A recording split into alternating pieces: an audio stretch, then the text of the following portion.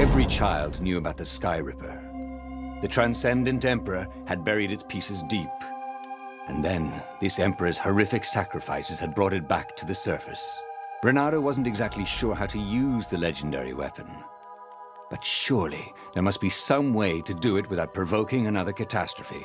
Had he, somehow, summoned the long-lost components of the legendary weapon out of the deep places of the Earth? It was more than Renato could fathom. But if he could find a legendary weapon, he would use it.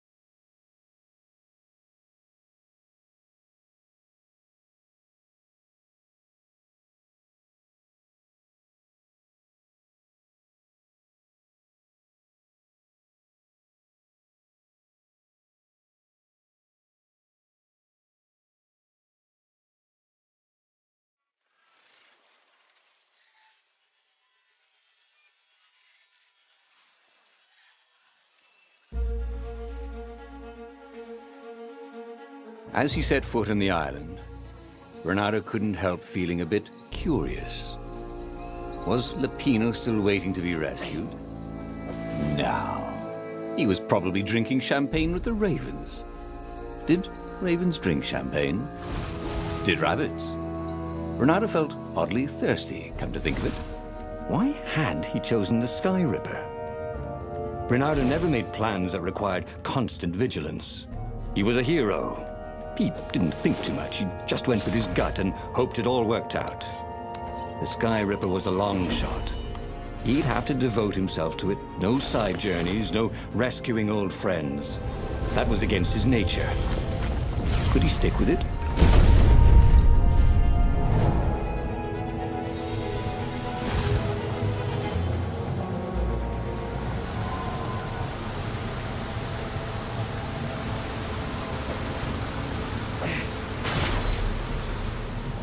Well, the eyes have had it.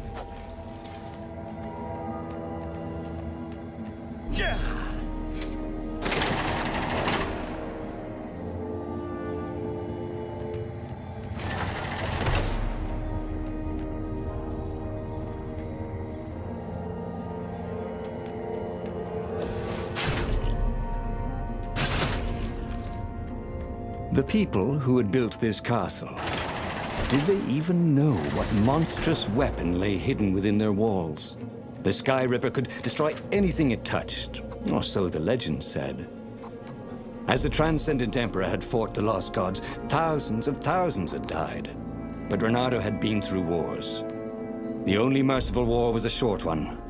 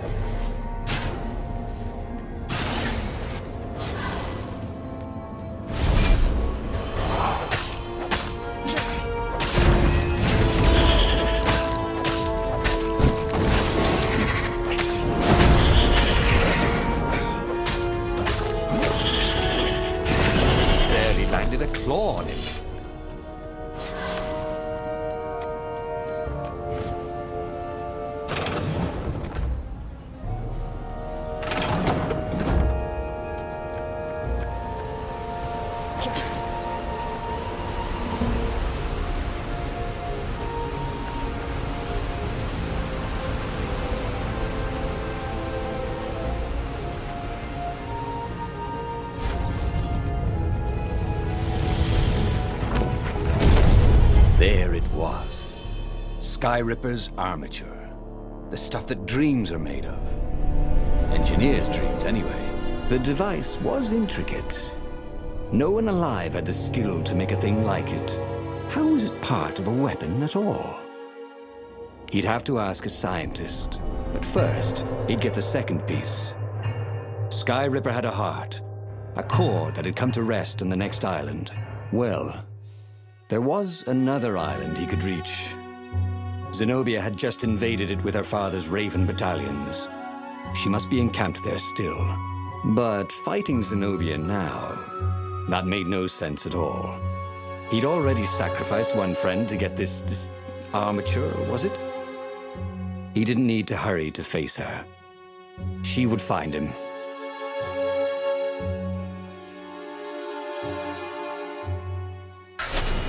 Renato asked himself why he changed course to confront Zenobia. He'd no idea. Sometimes he would just do things, and he could never figure out why he'd done them. Usually, they worked out. After all, he was a hero.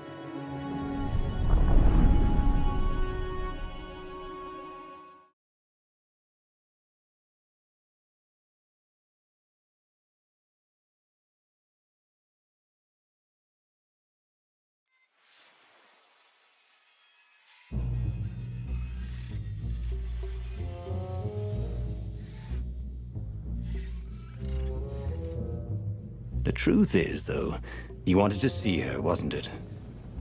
It had been a dozen years since Swordfu School. He'd followed every rumor about her, every scrap of news. Not that he still loved her. After all, she was his enemy. No, it was solely because, know your enemy. All right, maybe he should stop pretending. He knew exactly how she felt about it. But their love affair always ended with a tragic death. Unless, maybe he could find a way to dodge tragedy. Surely he could, couldn't he? It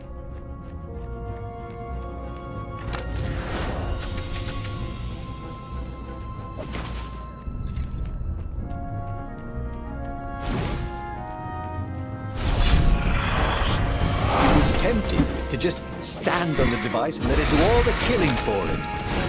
But that wouldn't be sport, would it? Or fun.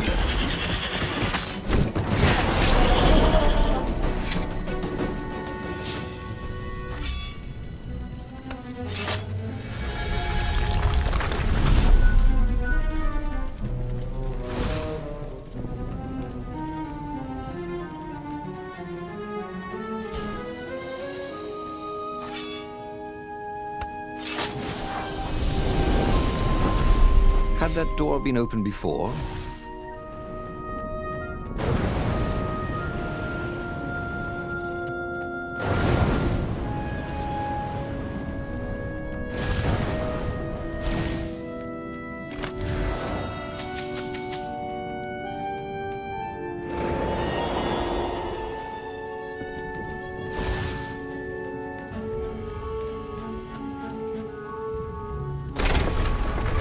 Couldn't do worse with Zenobia than he'd done with the core, could he?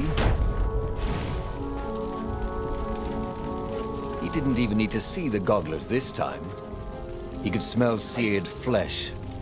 And like every other predator, they only eat their meat cooked. Preferably alive.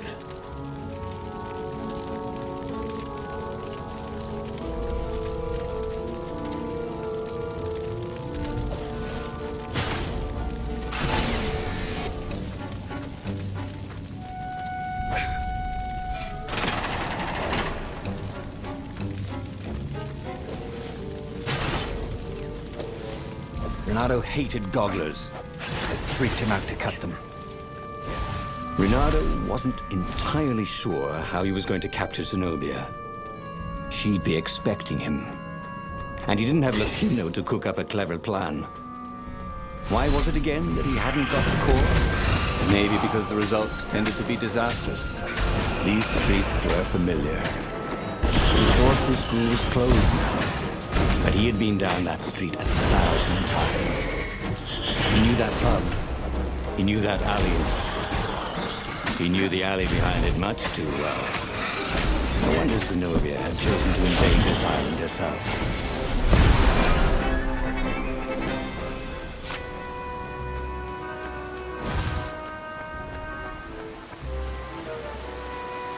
Renato slinked through Zenobia's ship, making no sound at all. Where were her guards? Finally, he reached her bedroom. She was curled up on her bed. Oh, he'd forgotten how beautiful she was. How sleek, how soft. He tapped her on the shoulder with his sword. She vanished. And he suddenly noticed he couldn't move except his mouth. In fact, soon he couldn't keep his mouth shut. He told Zenobia everything. Sky River, the Iblistone, even where the secret rebel base was, until he was hoarse. It was some kind of truth spell. A talky truth spell. She called her father by Farspeaker Toad and filled His Majesty in. But why didn't he get the core? Croaked the Farspeaker in something like His Majesty's croak. Because I missed you, darling. Renato grinned. He doesn't even know why, frowned Zenobia. That makes no sense. It's a trap, shouted the Emperor. I'll meet you at the outpost, and I'll bring my interrogators. If Renato came face to face with the Emperor, maybe he could assassinate him. But maybe it would be smarter and safer to turn Zenobia against her father.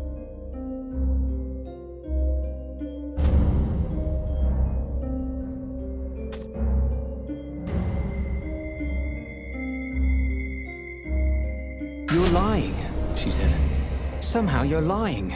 The spell hadn't worn off yet. He had to tell the truth. The trick was in making sure she wouldn't believe it. The core is perfectly safe, he said. And he tried his hardest to sound sincere. So is the Iblistone. In fact, I was trying to get them myself. Fine then, interrogators it is, she said angrily. I gave you a chance. The Emperor's interrogators were not especially gentle, even by Weasel standards. Fortunately, Zenobia had locked him in the guest quarters on her ship, and she'd forgotten it had a toilet that, like all skyship toilets, could be vented into the abyss. This was not the sort of slippery fox he wanted to be. But just as they were about to land, he threw the latch, wrinkled his nose, and leapt through the open latrine.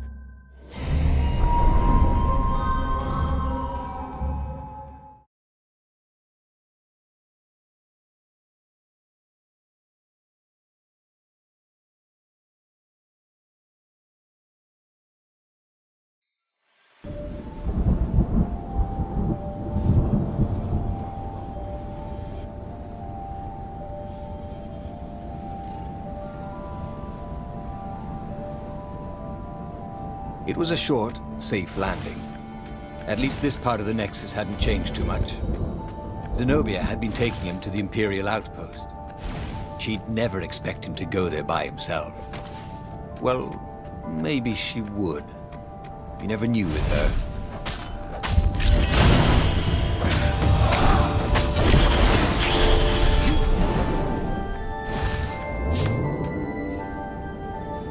Imagine getting a horse up in one of these things. He would be cursing a blue streak.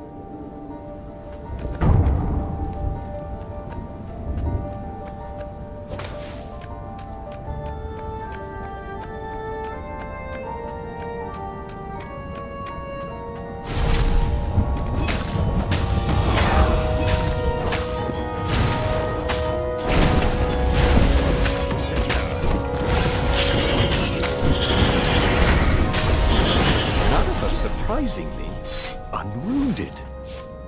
Bernardo knew Zenobia, and Zenobia knew him. She'd suspected a trick. Now he'd vanished. She would probably guess that was his plan all along. Perfect. Maybe she wouldn't use the Sky River. At least not without taking it to the scientists at the observatory first. Meanwhile, the Emperor would be coming to the outpost personally. This could be good.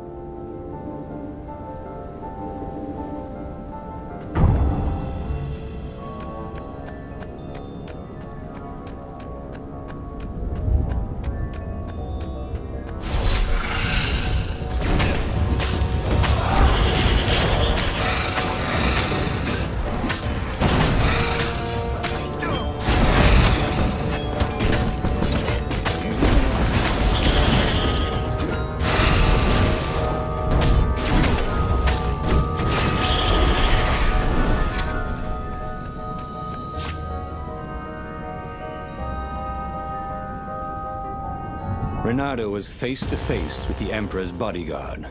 They looked very tough, but the Emperor held them back. Oh, where's my daughter? And how would I know that? Bernardo grinned at him. She lured me here so that you could kill me, didn't she? Ah, don't be ridiculous, said Bernardo, trying his best to sound convincing. She loves you. Oh, I knew it. The rabbit told me I couldn't trust her. The Emperor hopped out the door. His phalanx of bodyguards retreated carefully. Bernardo heard someone call, "Arrest her!" as they left. Well, that's a job well done, thought Bernardo. Now the fleet would be in all sorts of disarray. But maybe he could find her in the mountains. She always used to go to the mountains to hide from the world. Maybe he could even turn her against her father. Or maybe he could reap the benefits of the chaos he had sown. It was time to report to the Rebel Council, and then launch the attack on a divided and very confused Imperial fleet.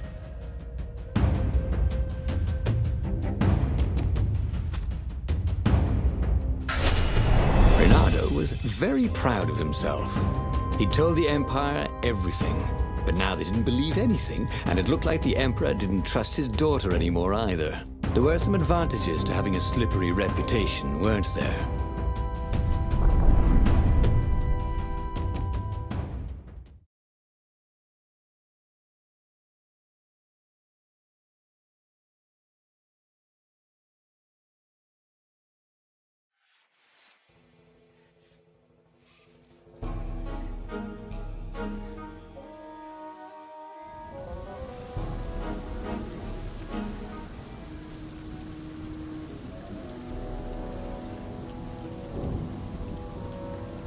Bernardo wondered if he'd really fooled the Empire. He guessed he'd know soon enough. If the skies darkened with 1,000 dropships, then he'd know the Empire believed his map of the rebel base's secret location. They certainly seemed to be looking for it. There were ravens everywhere. But where weren't there ravens these days?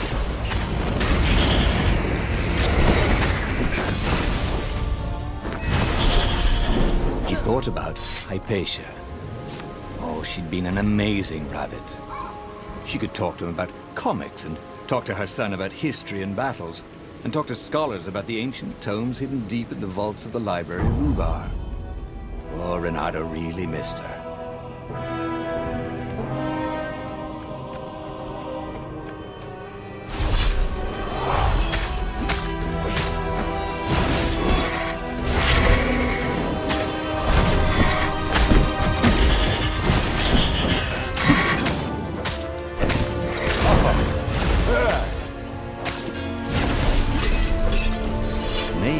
The Emperor would attack Zenobia. The ravens, divided into two armies, would slaughter each other. Then the rebellion could just show up and claim victory. The council would be overjoyed that Bernardo had given away all their secrets.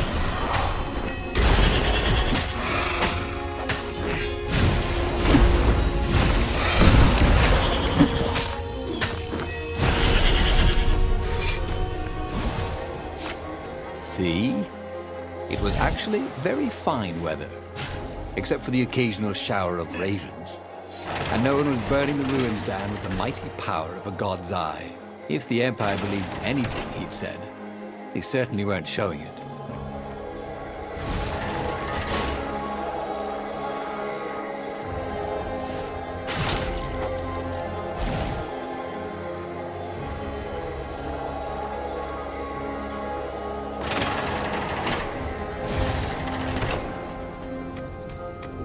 Long stairs.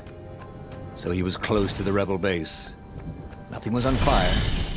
So far, so good.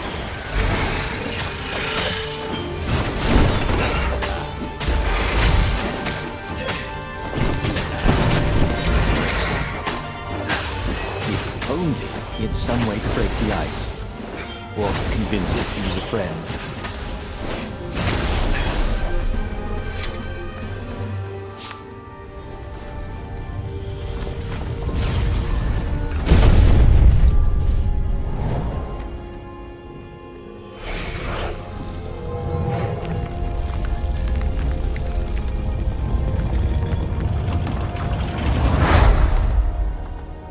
as he told his hilarious adventures to the rebel council, he began to realize they weren't laughing.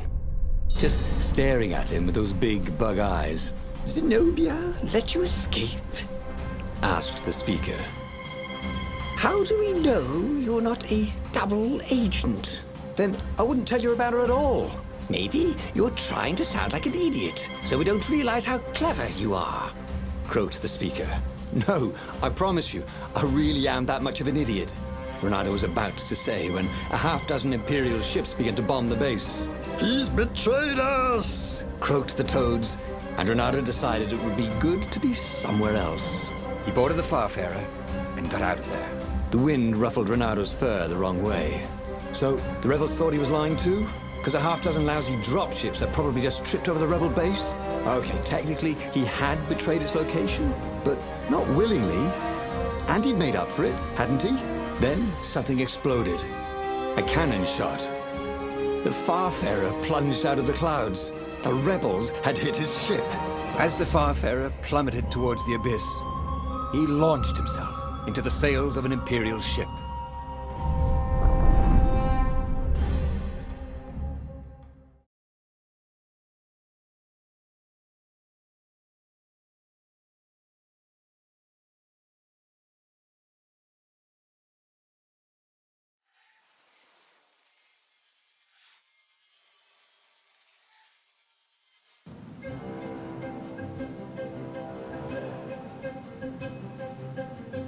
The Farfarer was gone. It had been a beautiful ship. And fast. It could do the Kestrel run in 12 furlongs. Or so the salesman had told him. He would show them. He would be the hero of the final battle. They'd know whose side he was on then. That's what it meant to be a hero. To go on fighting, even when both sides were trying to kill you.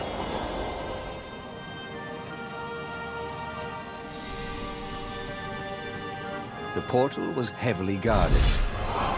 It must go someplace they really didn't want it to go.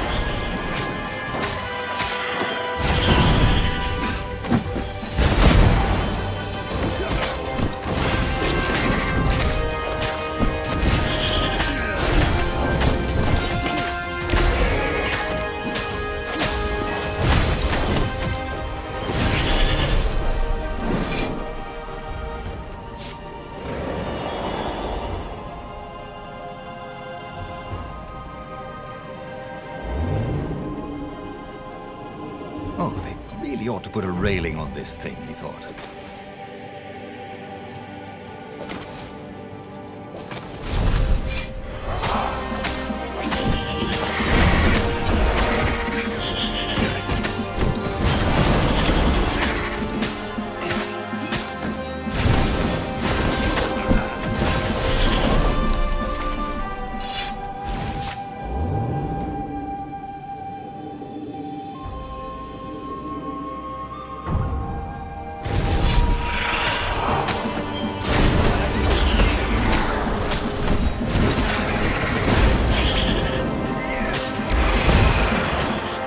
Don't be shy. See? Rebels were fighting ravens everywhere, and not a super weapon in sight. No one was summoning giant murder birds out of the clouds. There were no locusts, no rain of fire. Something blew up nearby, and Renato decided it was not time to stop and ponder. Just as well. He liked acting much better than pondering.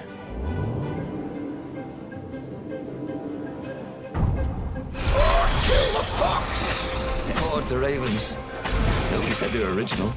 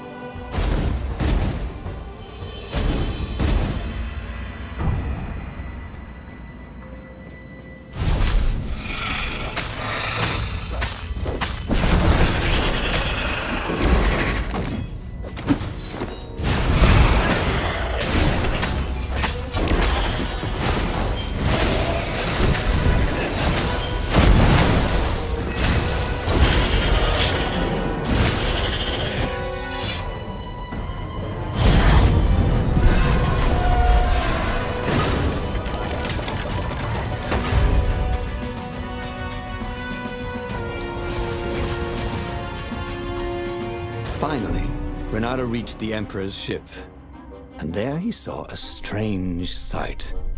Zenobia being led in shackles by Lapino with a squad of ravens. What? Lapino was working with the ravens? Was he some sort of traitor? Of course Lapino was working with the ravens. But the Emperor still thought Zenobia was a traitor? Renato felt oddly bad about that.